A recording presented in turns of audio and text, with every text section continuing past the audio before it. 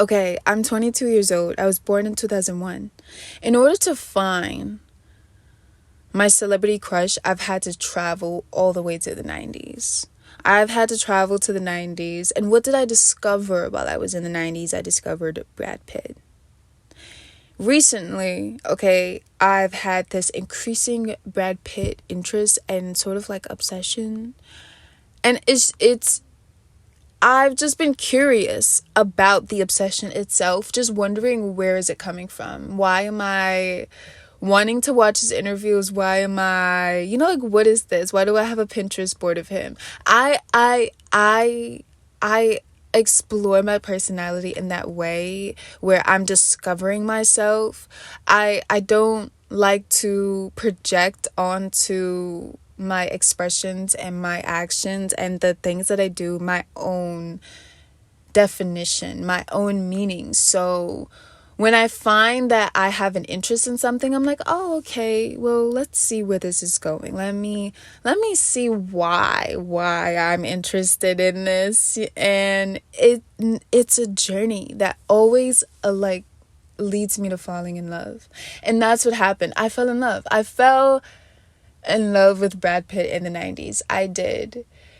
And a lot of my celebrity crushes are grown men now. They're grown men and they have children that are actually my age. And they've been married like at least once. And my most recent celebrity crush is Brad Pitt in the 90s. In the 90s. I have to be specific about that because, like how I said, he's just an older man now. He's lived and he's loved and he's laughed and all that. And now he'd probably look at me and be like, oh, that's so adorable. You have a crush on me. Oh, you have a crush on me. Like, that's so I honestly, I think it's pretty normal for me to, I think, express the fact that I have a crush on him in the 90s. You know what it really was? It is this image of him that I saw on Pinterest after I watched Moneyball. I watched Moneyball and it changed my entire like perspective on Brad Pitt, because I think it's my favorite performance that I've seen of him so far. And I haven't watched all of his movies. I haven't watched Fight Club. I haven't watched some of his more classic, I guess, if you will, films. Though I have seen a few of them. Like, I saw the one that got him his Oscar, the Once Upon a Time in Hollywood. I watched this other film titled Killing Me Softly. I watched Mr. and Mrs. Smith, which, total tangent, total side note, I didn't really like that movie. I didn't like it. I loved the idea.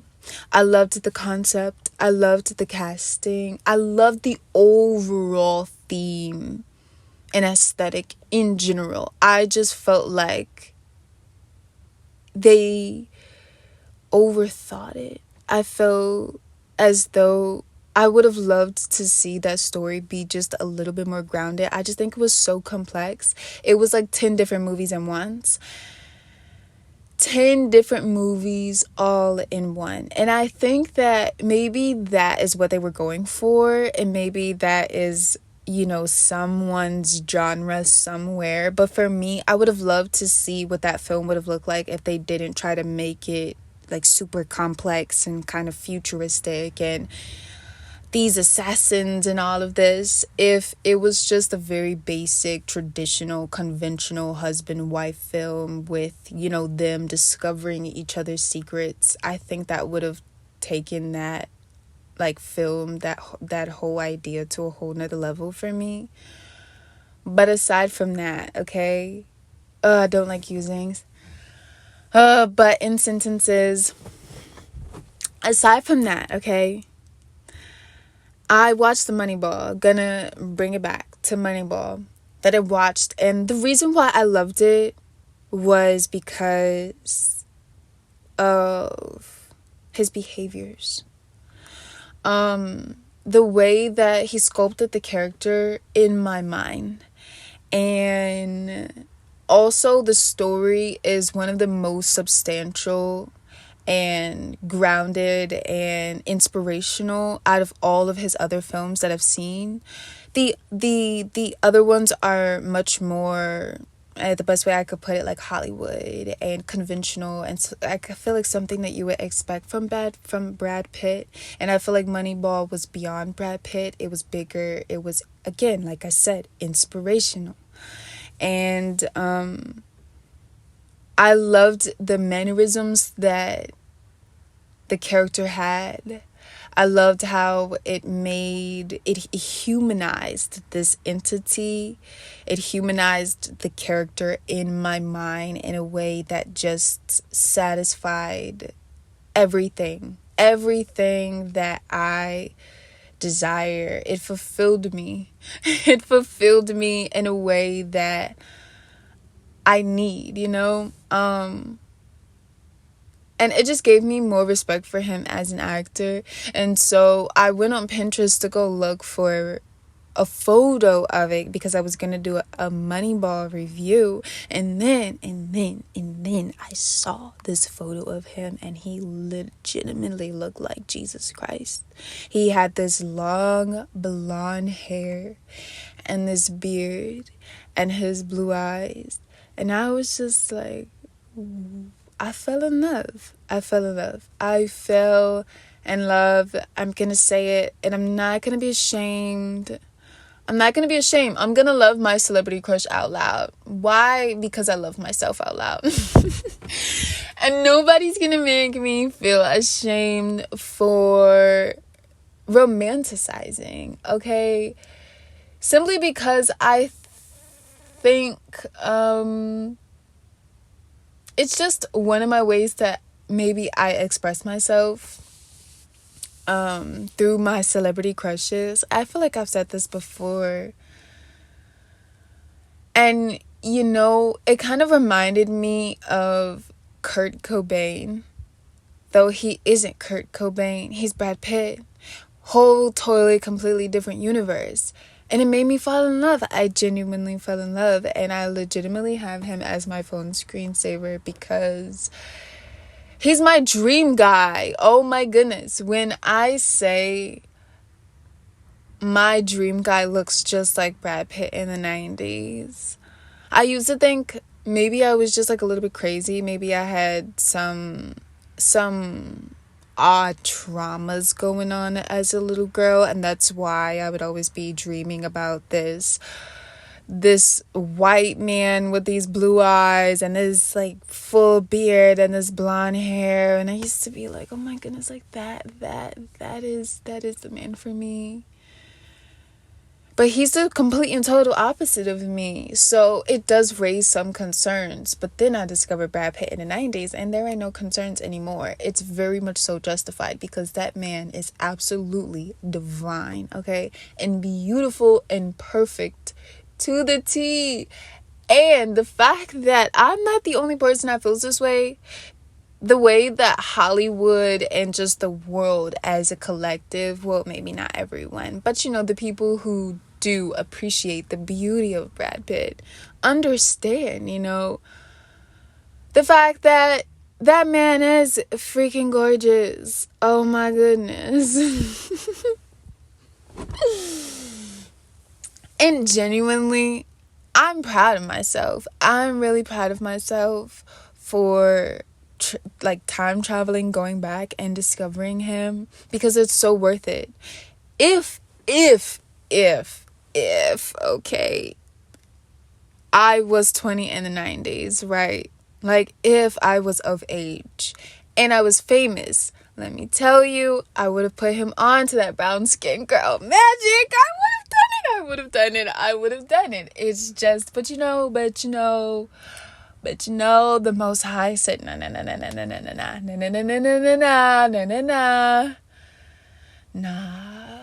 I'll wait till the 2000s. And that's fine, because I can appreciate him in his past and also just the fact that I'm learning about him now. And I just watched this interview that he did with Charlie Rose. I watched it twice while I was straightening my hair. And I loved it for a number of reasons. The only other interview that I've watched of Charlie Rose is with Johnny Depp, simply because Johnny Depp is my favorite actor. And I've watched every single Johnny Depp interview. Maybe not all of them, but I've watched more than the average person. And I've watched them all more than once. So that's just to give you a little bit of context. And the point that I'm trying to make is that so far, just with the 2 interviews that I've watched with Charlie Rose, I enjoy what he gets out of them. And specifically with Brad Pitt, I enjoy something that I realize fascinates me, and I want to say attracts me to acting or actors is their perspective on just reality, and how they identify with it. And Brad Pitt in particular, he said a few things, but one of the things that stood out the most to me, that I loved the most, and that really made me fall in love just a little bit more, was he said happiness is overrated. And I think just on the surface, when you first hear that, it kind of sounds like a bit of a cliche, like, oh, he just wants to be different. But for me, it resonated and it rang a bell in my head, because I had that same revelation maybe like a few years ago, when I realized that my sadness was just as vital to my sanity as my happiness. Just as vital, just as necessary, because there is balance. And that the duality, is not there, I feel like, to disturb us, but more so to bring peace, to manifest peace that is impenetrable, peace that is grounded and substantial. And I feel that the manifestation of peace does not only include happiness. And I think that we live in a society that romanticizes happiness. And I think him saying that just put a whole completely different layer on my kind of obsession with him right now. And I'm really happy about it. My celebrity crushes genuinely make me happy in the way that painting makes me happy, and gives me this sense of fulfillment. I love learning about my celebrity crushes and just diving in and just listening to who they are as human beings, especially when they are actors. And for Brad Pitt, also the fact that he likes architecture. There's so many things, you know what I mean? But just based on him saying that there is importance in feeling the complete and total opposite of happiness, so that you may understand its value and its meaning and its weight, and the fact that happiness has purpose. If you only ever are happy, you really don't truly live in reality, I feel. Because I don't think reality is just happiness. I don't think reality is just one emotion or one thing. I don't think reality is only good. I think reality is also dark. It's meant to be dark. It's meant to be raw. It's meant to be real. It's meant to be skinned. It's meant to be peeled. It's meant to be, everything that makes us human. The fact that we can, just the fact that we even have the ability to feel things that aren't happiness, I feel like it's just enough evidence and alone to, I feel like, say that happiness maybe isn't just the most high and the only emotion or experience that we should have, or more specifically, that we should strive for.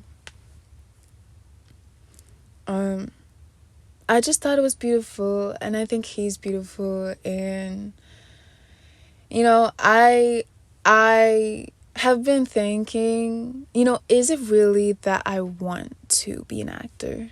Is it really that I want to be an actress? Is it that I really want to be a journalist? And the truth is, honestly, I love just observing. I love observing and studying. And sometimes I have this feeling where I'm like, two things actually. One is that I actually enjoy being a film critic, so it would genuinely be miraculous if anybody actually wants to make a film with me, because I have opinions and I express them because I love the fact that film makes me feel, and I feel like film should make you feel, and I think that we shouldn't discriminate against good or bad feelings. I think that if something makes you feel, that's enough. Whether it's good or bad is somebody else's concern for me, and I like expressing my perspective on filmmaking, and I love just talking about it, and I don't mind being a film critic. It's one of the ways that I pass time. It's one of my favorite hobbies, and it's like, because I am a film critic, I am currently working on writing my own films, because like, how you gonna be a film critic and not make a film, right? You gotta like balance it out somewhere. But then I think about acting, and it's like, am I actually passionate about being an actress, or am I just passionate about acting in general? Is it just something that I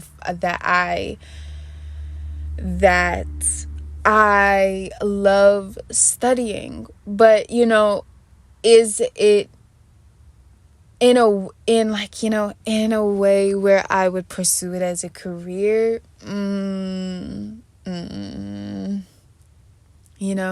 Would I want to be sitting across from an actor and asking them questions? Would I want to be the actor and being asked questions? I'm still learning that part. Just the fact that I really did enjoy. I have been enjoying this like Brad Pitt journey that I've been going on, because it just makes me happy, just to fall in love with my celebrity crush. I just love that. So and honestly, it's the portions of the 90s where he used to wear his hair in this really sloppy, like super sloppy kind of